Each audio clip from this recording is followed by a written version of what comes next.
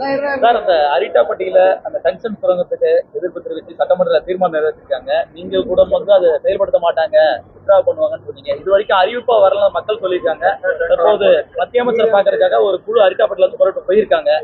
என்ன மாதிரி நிலைப்பாடு இருக்கும், அவங்க சந்திப்பு எப்படி?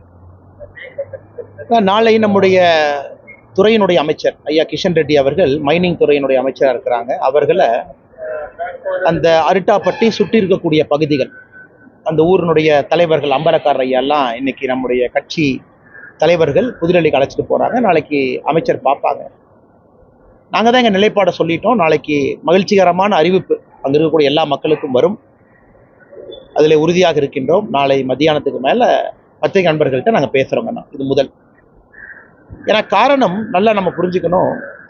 மத்திய அரசு இது பிரச்சனை என்று தெரிந்த பிறகு ஒரு நிமிடமும் இதற்கு சொல்யூஷன் கொடுக்க தான் முயற்சி பண்ணுறாங்க.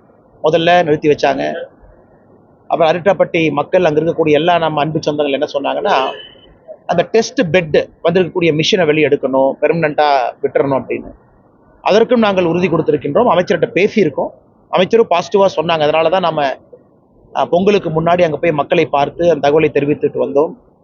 முழுமையாக அவர்களுக்கு அந்த பகுதியில் நாளையிலிருந்து ஒரு மகிழ்ச்சிகரமான செய்தி கிடைக்கும். அதற்கு எல்லா முயற்சியும் தமிழக பாரதிய ஜனதா கட்சி எடுக்குதுங்கன்னா, நாளைக்கு டெல்லியில் நம்முடைய நண்பர்கள் அங்கே இருப்பாங்க, தமிழ் ஜேர்னலிஸ்ட், அவங்கள பார்த்து நாங்கள் பேசுகிறோங்க.